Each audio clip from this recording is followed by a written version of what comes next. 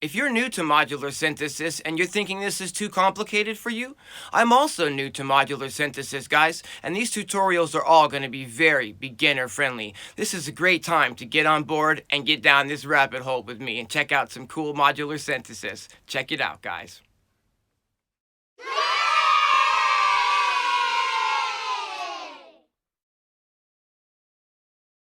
Hey, what's happening, guys? It's Dean from Electronisounds. Stick around.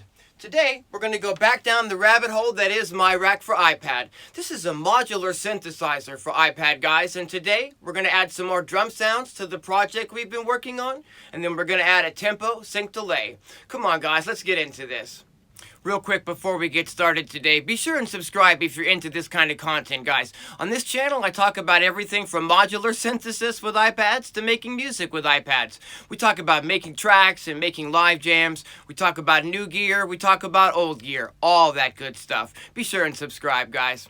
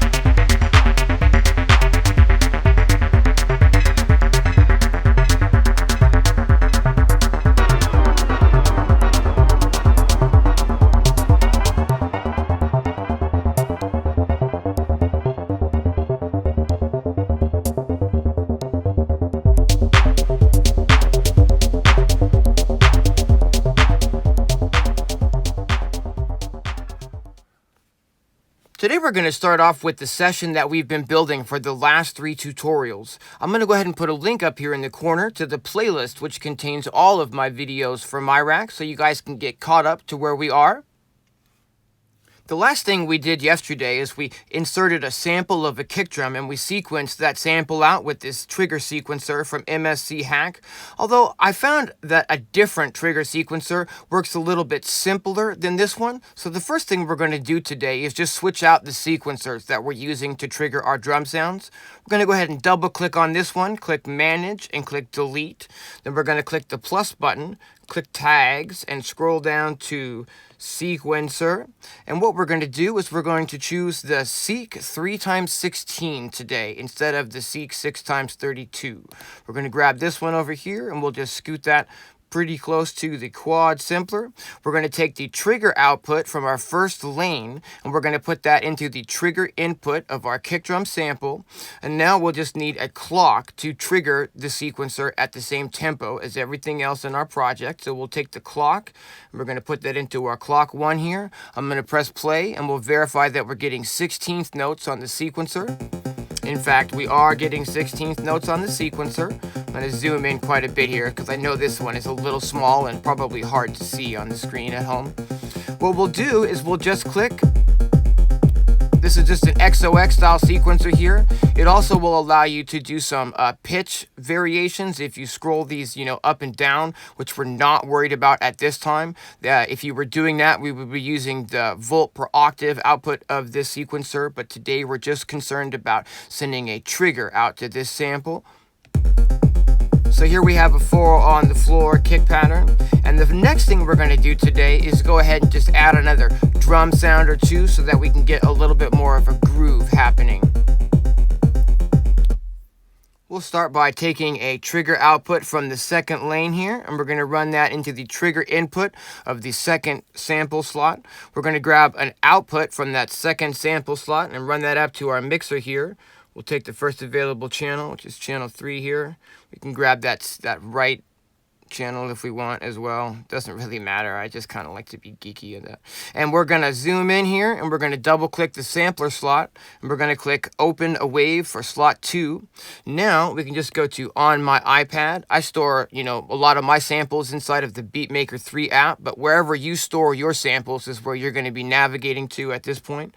So we'll go to Beatmaker 3. We're going to go to imports and Electronisounds. Here I've got some of my sample packs that have one-shot samples, which are certainly awesome to load into this app. Let's go ahead and go with reflective because I have quite a few drum sounds in here. Let's see if we can't find a hat sample, and let's see here. Out of these, we got 18 closed hats. Let's just grab one randomly, okay? And let's see here. Turn the volume down on this just a bit. Press play, and go ahead and put in like a hat on the ands per se for the pattern here. Now all we have to do is go turn the volume up on our mixer to start hearing that. Whoa! We've got quite an aggressive clock situation happening. Let's figure this one out, guys.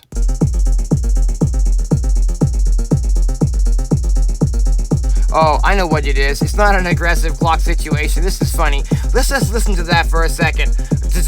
Like machine gun hats, right? What I did is I forgot to click the the one-shot, activation trigger button here for our sample. So it was trying to run that in a looped mode. But now that we've fixed that, we've got our hi-hat happening on the and here. Don't want to make that too loud for you guys at home. Cool. We're going to go ahead and do that exact same process again, and let's do a clap this time. Obviously, you'll be spending more time when you're going through your samples and, finding the exact sounds and tones that you're really interested in using in your mix. But for the tutorial, we're just kind of going for it and loading whatever samples I can find, you know what I mean?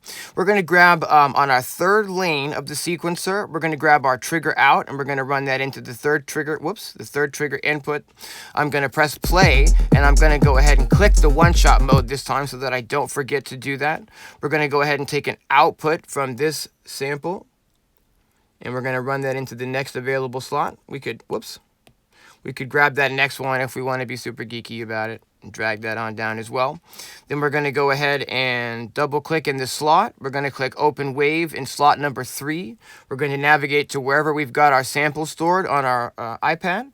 And then let's see here. Here's some snares, claps, and rims. Let's go ahead and pick one of these claps here. How about clap number 2? And then we'll just put in a dot here and a dot here, and that should get us a clap happening. Let's go ahead and turn the volume up on that. There we go.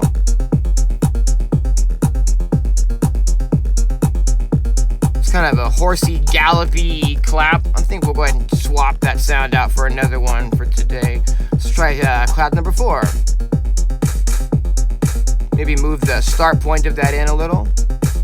Ooh, cool. Maybe get rid of that second clap there.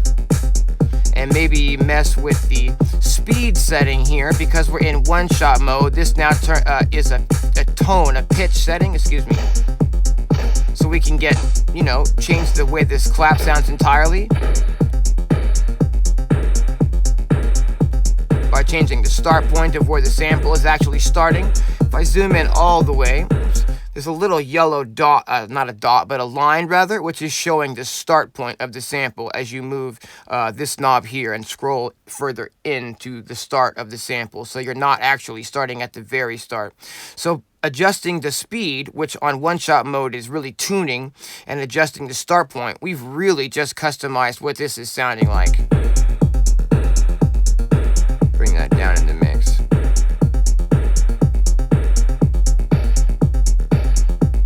Okay, I think we'll go ahead and leave it there for today. Now what let's do is we're going to go ahead and insert a delay, guys. And I'm going to show you how to get that synced up to your global BPM so that your delays are in time with your session.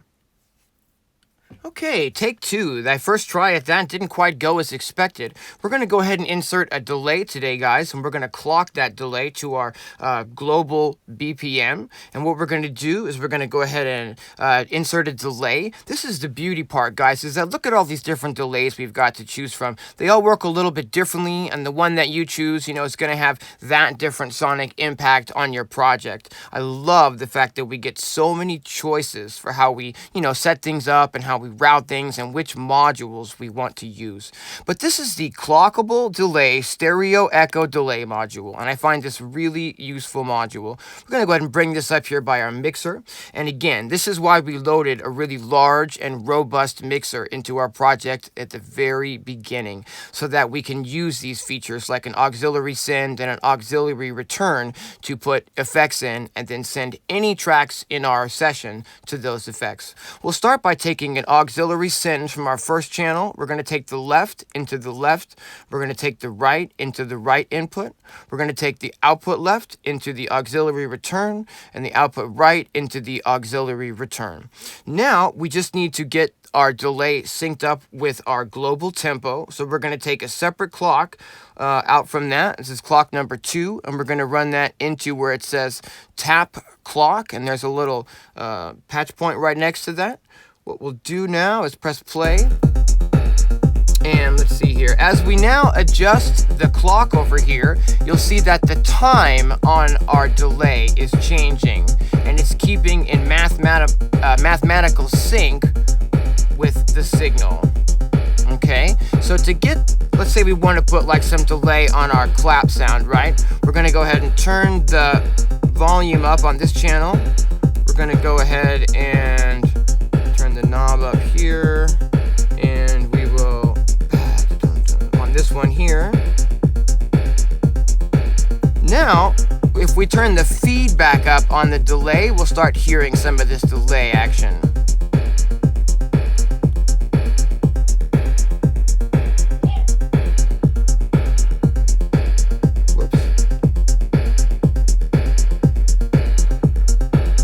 And as we change this, we can change what that delay is doing. For instance, if I try to change the time over here right now, it's not really vibing that because we've got our clock synced to the clock over here.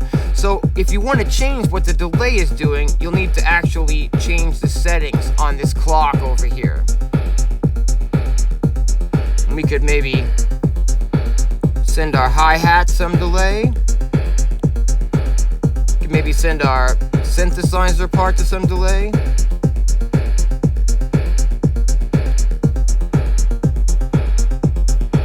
We could get some more feedback if we wanted to.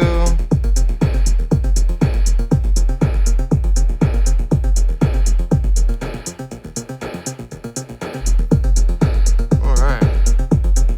You could get a lot more feedback maybe.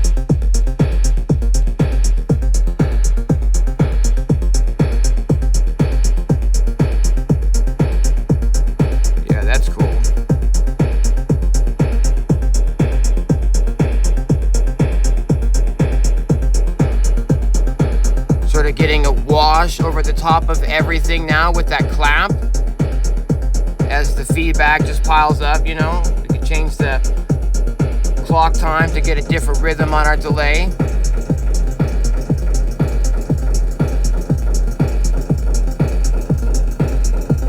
Maybe turn it down off our main synthesizer part. Right? Maybe bring some of that feedback down so it's not so extreme. Really about the experimentation, guys, and trying the different modules out and seeing what sort of effects you can actually get out of them. You might not want to run this delay through a send return. You might want to run, a specific sound directly into that delay so that you can, get some specific settings for that specific sound. I hope you guys have found this useful, and until next time, thanks for watching.